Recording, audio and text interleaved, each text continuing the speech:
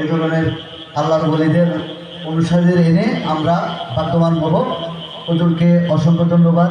আল্লাহ পাক হুজুরের হায়াত ও আমলের মধ্যে অসংখ্য বরকত দান করুন। এখন সভাপতির বক্তব্য নিয়ে আসছেন শাহাদাতে কারবাল্লা বরুলিয়া শাহাদাতে কারবাল্লা মাহফিল পরিচালনা পর্ষদের সম্মানিত উপদেষ্টা চেয়ারম্যান, বরুলিয়া সালামিয়া দরবার শরীফের সাজ্জাদানুশীল পীরে তরিকত আল্লামা সৈয়দ ইয়ার মোহাম্মদ পেয়ারু মাদাজিলুল আলী।